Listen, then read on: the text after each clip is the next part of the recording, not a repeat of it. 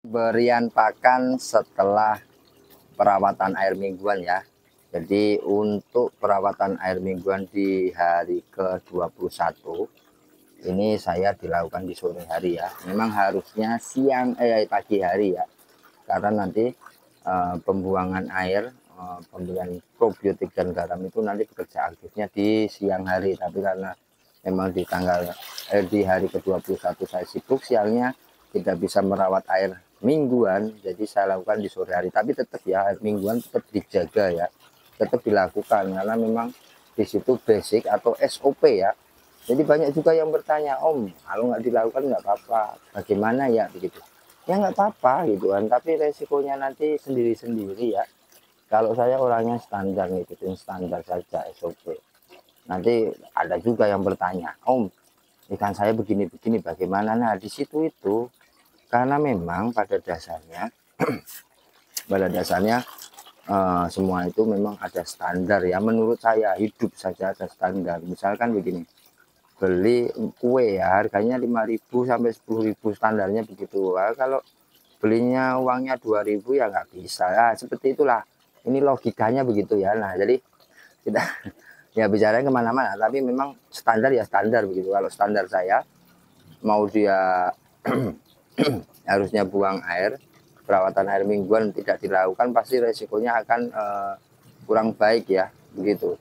Jadi saya ulangi lagi, jadi setelah tadi itu kita perawatan air mingguan dilakukan di sore hari, untuk kolam 1 ini adalah buang 70% ya, sisa airnya itu 30%, jadi dari segini itu sisa segini. Nah untuk kolam 2 itu buangnya 30% saja. Kenapa? Karena kerusakan air tidak parah sebetulnya. Nah kerusakan air, pergantian air, pemberian probiotik dan pemberian garam itu semuanya itu tergantung dari yang namanya pakan.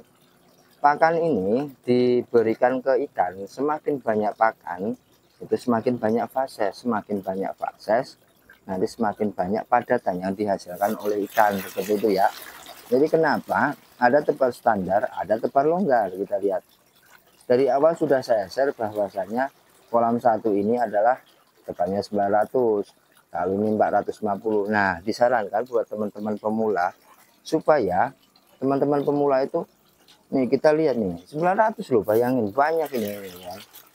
Pemula itu disarankan ini per meter perseginya 1,5 kali 3 itu adalah 4,5 meter persegi.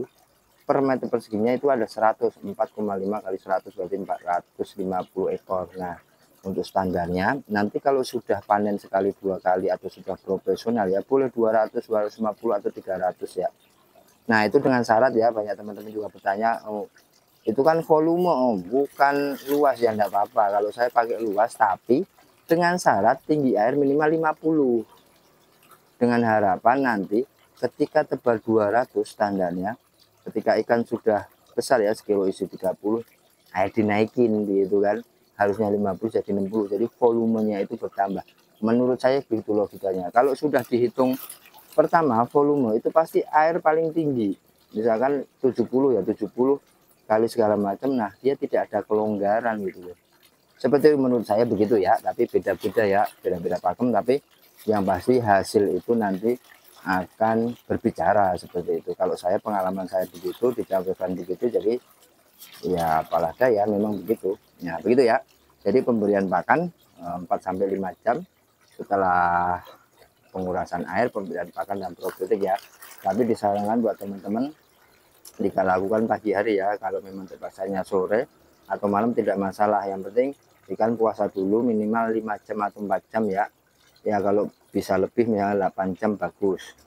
Katakanlah pemberian pakan pagi tadi jam 8. Nah saya bongkarnya jam 5 sore kan, berarti artinya ada jeda di situ 9 jam aman. Nah kalau di pagi hari biasanya pemberian pakan jam 10. Nah jam 10 pagi itu nanti jam 6, jam 7, jam 8 itu boleh dikuras. Ada jeda waktu itu adalah 6, 7, 8 jam ke depan, itu aman berarti. Nah setelah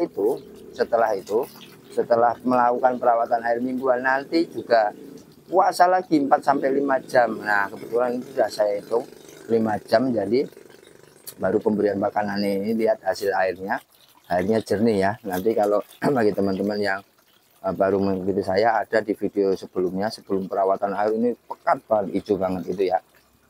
Ini itu saja ya penjelasannya, pemberian pakan dan lain-lain ya, supaya teman-teman lebih paham ya. Ini tebal longgar, ini tebal padat, kenapa ini pergantian air banyak, ini kenapa ini pergantian air sedikit. Dari awal sudah saya share alasannya itu seperti itu ya, tebal longgar dan tebal padat ya. Oke, itu saja. Terima kasih, salam sukses bersama Tani Nusantara. Salam hangat dari Kota Karawang, Jabir Farm. Terima kasih.